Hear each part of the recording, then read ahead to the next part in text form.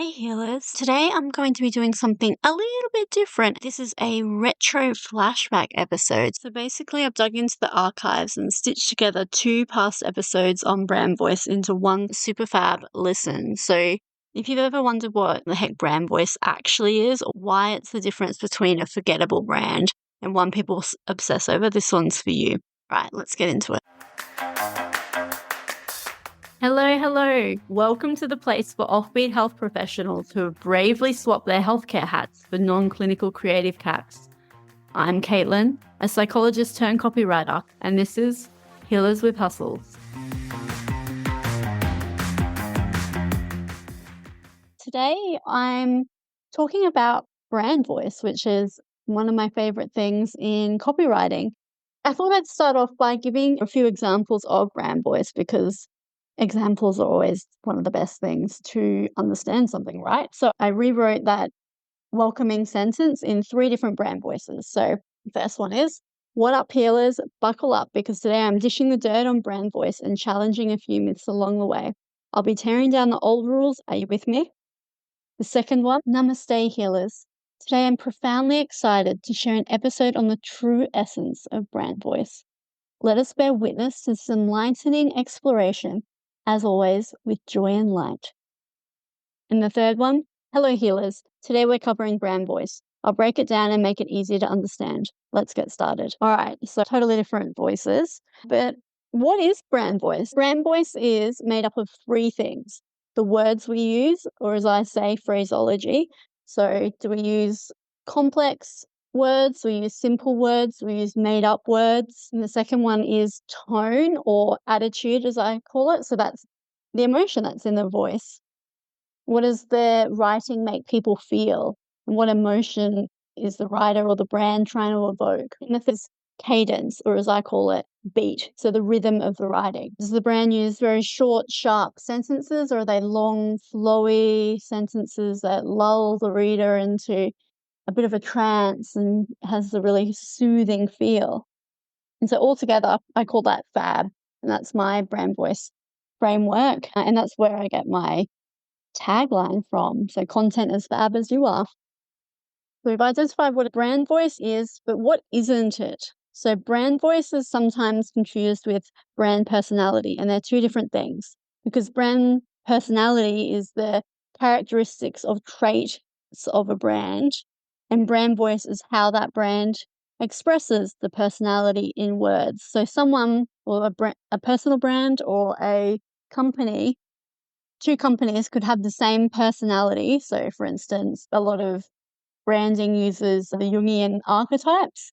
So a brand could have the same personality or archetype, but express that in totally different ways. So for example, the example I always use is Yoda and the Cheshire Cat is both a sage personality archetype, but how they express that personality is wildly different, right? And next, why is brand voice important? Well, apart from the usual brand voice, it's one of the easiest ways to stand out in an industry is by sounding completely different or being recognized just through your content. So for example, an exercise I like to show people about the importance of brand voice is covering up all the visual elements on a website and reading your content. Does it sound like anyone else's, or does it sound like you? Could you easily put any of your competitors' logos up and you wouldn't be able to tell the difference? Or is how you write your content, people will go, "Oh my gosh, yeah, that's Caitlin, that's for sure, that's her content." But another important reason why brand voice really ought to be documented for brands, or particularly brands who have other writers writing for them. So it's one thing for the founder to be writing at the start, and yeah, sure, they'll write how they talk. And so it's a bit easier for them to know because it might be exactly how they speak. That's not to say that fully documenting the voice isn't helpful, but documenting the voice is particularly helpful when brands employ other writers to write for them, because it takes a lot of time and money to train people. And so documenting the voice helps the onboarding process, so saving oodles of time. And it also helps teams when they onboard new writers to be fully productive from the get-go, rather than maybe taking heaps of time to having to go back to the editor and then the editor making changes or telling them that they need to make changes. It really speeds the process up. And then, of course, it helps with productivity and consistency and makes hiring, say, freelancers or contractors super easy. But moving on to the exciting stuff. So what are the voices? So how I was trained in brand voice was through Brand Voice Academy, and we have the amazing Jill Hill coming on in a few episodes' time. And I'm also lined up Justin Blackman to have a bit of a chat with us as well, which I can't wait. There are 9 brand voices, and people can be a combination of the voices, but really the 9 voices that fall under in 3 categories. So there's the voices of authority who lead with their expertise, the voices of accessibility, which really get down on their readers or their audience's level. And then we've got the voices of outlook, which lead with their outlook and how they view the world. And so one of the services that I offer, probably one of my favorite services because it's as close as therapy as possible in the marketing world, is where we sort out different tones. So it's really focusing on the tone of voice, going through different tones and working out how the brand wants to sound, how they don't want to sound. And then I do a little bit of what I call voice math and work out what their primary brand voices are. And often it's an incredible workshop because brands feel fully seen, and they also have a lot of direction or clarity in what type of content to make or what type of their content their audience needs to hear from them. I thought I'd give you something to think about because I found this quite helpful, and this comes from Justin Blackman. When you're thinking about what type of voice my brand should have, think of your audience, but then think of the brand voice being a mirror to your audience. And of course, mirrors, it's a reflection, right? So it should be the opposite of how your audience is feeling. For instance, if your audience is feeling really overwhelmed and doesn't know what they're doing, or just totally new to an area, of having a voice that is very sure and authoritative, and this is the exact steps you need to take to get to this result, will be very helpful.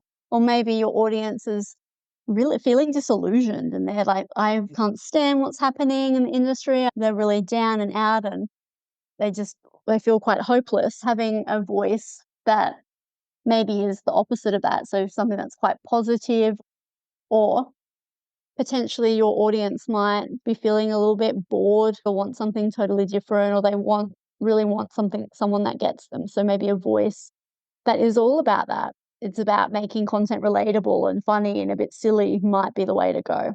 So first think about what your audience is experiencing and seeing if you can mirror that or opposite that in terms of. I'll be talking about the 9 voice types in a bit more depth and give a few examples of what they are. All right, let's dive in. So there's 9 voices, 3 voices in each. The first category is the voices of authority. The voices of authority lead with expertise, and they're seen as the absolute authority on a matter, making them perfect for industries that want a strong or knowledgeable presence. And these are the voices that you could imagine if you're at a conference, they'd be lecturing up on the stage and be commanding people's attention. Voice number 1 under this category is the translator. So the translator, as you can probably guess, is all about making complex topics simple. The voice takes challenging topics and breaks them down for everyday people to understand. So then the tone is quite empathetic, the cadence is short, and the vocab is pretty basic. A good example of someone who uses this type of voice is, say, Bill Nye, the science guy, or Neil deGrasse Tyson, who explain scientific, complex topics in a way that is accessible and even children can understand. So really, a translator voice is great for an audience that might feel overwhelmed by complex topics, or they're seeking something that's really clear, simplified, or maybe people who are wanting to learn a little bit more about an industry that they don't have any prior knowledge of. It's a new subject. Next up in the authority subtype is the parent or the auntie, because sometimes people are a bit about parents. So the auntie acts really as a voice of experience, saying that I've been where you are and I don't want you to make the same mistakes I did. So they have that real nurturing vibe to them. They're cautionary, but they're empathetic, and they share a lot of their experiences. So the cadence is a medium and the vocab is generally pretty basic. Oprah Winfrey is an example of this voice, so who shares life's lessons and wisdom and with her audience in a caring and supportive manner. Brands could be, say, Dove are an example of this brand. And maybe even in terms of a therapy example, Brene Brown might fit here as well, because Brene shares a lot of insights on her experience. She uses her experience as a way to explain her research. And the third voice in this category is the voice of God, which is a voice I don't really like writing for because it reminds me too much of writing academic papers. But hey, so unlike the translator or the parent, the God voices, they're not trying to make the complex simple. They're actually doing the opposite. They want to present complex information without diluting it, and they expect their reader to be able to keep up. This type of voice can be quite helpful in industries where someone has a lot of credentials or they want to be seen as quite authoritative and show the expertise. So often there's a serious tone, they have longer sentences and really advanced vocab. A good example potentially is like any academic journals or maybe even some medical companies. An audience for this voice that is quite helpful would be some type of professionals, depending, academics, and anyone that really respects authority and complex topics, people who want detailed, thorough, sophisticated information. All right, now, the second type of category is the voice of accessibility. So the voices of accessibility, more approachable and relatable, and they want to make topics enjoyable and easy to understand. So these are the brands that will be sitting down in the audience and giving a speech, or maybe even sitting somewhere where there's only a small group of people, so it's a bit more intimate. And so in this category, there's first up the friends at the bar. So the friends at the bar is a bit like talking to your friend about something cool you just discovered. So it's really casual, engaging, might use slang and filler words. A good example, I was trying to think of an example in terms of therapy, and I thought of potentially Laurie Boyce in her book, Maybe You Should Talk to Someone, who shares like a lot of her experiences, but the idea is to make therapy more approachable and conversational in an engaging way. Another example is probably Hamish and Andy, who are Australian radio and TV personalities, so they're known for their casual and humorous and engaging style. Other brands could be like M&M's or potentially even Duolingo and Ryanair. They're definitely about engaging their audience and being more relatable. This type of voice or who do well, or brands who do well with an audience who are looking for maybe more relaxed and informal approach to learning or engaging with brands. Maybe people who are seeking entertainment, relatable advice, and maybe that sense of like camaraderie or friendship or being a part of maybe a sense of community is a good way to put it. And next up in the voice of accessibility category is learning as we go. So this voice is really about curiosity and exploration and being in the middle of learning something. So it's a little bit similar to the parent because it's about their experiences, but they're in the midst of their experiences. They're not on the other side just yet. And so the tone is generally curious. The cadence is quite long because they're still working things out. So they might ramble a little bit and then get to their point at the end of the sentence. So I think key Liz with Hustles is definitely in a learning as we go phase because I'm still working out what the brand is and what the podcast particularly is. And then another example I was thinking of potentially Rick Stein, who often in his content explores new recipes or goes overseas and learns about cooking and then makes it on the go. And it's often he kind of makes mistakes and he's very, very open.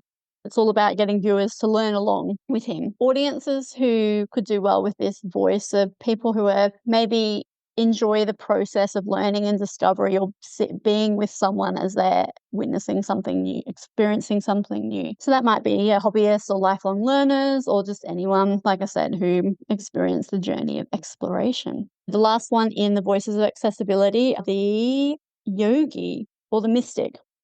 And so these people, as you can imagine, the brands are quite gentle and calming. Often it's a tone that's a voice that's often used in the self-help or life coaching space. And the voice is really all about focusing how something feels or the transformation in their self rather than tangible outcomes.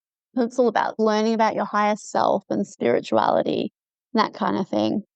And so you can imagine any type of wellness brand is often uses this style of voice. Audiences does well with this type of voice. So people seeking inner peace, maybe like that personal growth, interested in spirituality, that holistic well-being. Now onto the third and final category are the voices of outlook. So these voices of outlook are defined by their unique perspectives on the world. So it's more about like how they view the world rather than how their audience views them. And so these brands, you could imagine, if they were giving a speech, they'd be the ones like walking through the audience. So first up in this category, we've got the underdog. And so it's pretty self-explanatory. So the underdog is really a hopeful but confident voice. And really it's about preparing for that uphill battle. They know they're fighting a losing battle, but they're trying anyway, so they're hopeful about the outcome. So generally a good example of a voice would be any hero in a Disney film or any hero in a film. So potentially like Harry Potter as he goes up against Lord Voldemort. The tone is generally one that's a little bit hopeful, optimistic, resilient, but it might even include a bit of like humor or something like that. Generally the underdog voice can be helpful for audiences who might feel marginalized or they're facing significant challenges, or maybe they're looking for a little bit of motivation potentially to overcome obstacles. Next, we've got anti-establishment voice, which is a voice that's all about challenging the norm. And they often have bold and unconventional perspectives. There is a bit of a misconception. So anti-establishment voice doesn't need to be aggressive or anything, but for some reason that's often what clients fear, is that having an anti-establishment voice means they're like angry and aggressive and like, but no, it's definitely not like that. I would actually think that like Healer's brand has a bit of a tinge of anti-establishment because it is all about trying to challenge the status quo, or the perception of what health professionals are or what they do. I just gave it away the next one, but often the anti-establishment and eternal optimist are a good combo together.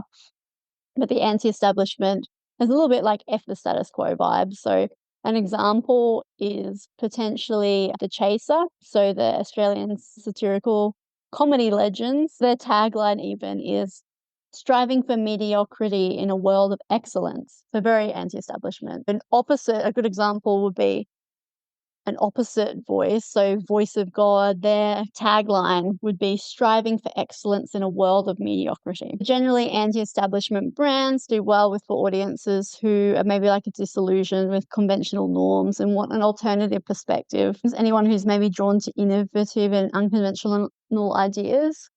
Apple at one stage was quite anti-establishment. It's not really now because it's quite mainstream.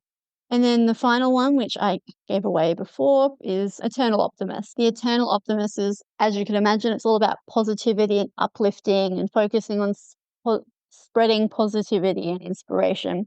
But that doesn't mean the voice shies away from deep or complex or tough topics. It's just that the undertone in what they're saying is things are going to be okay. Eternal Optimist brands, they generally love an exclamation mark or an emoji. Eternal Optimist. It's a fun voice to write with. Michelle Obama would be potentially an example of this voice. So in her speeches, so she was about like uplifting and inspiring people with a hopeful outlook.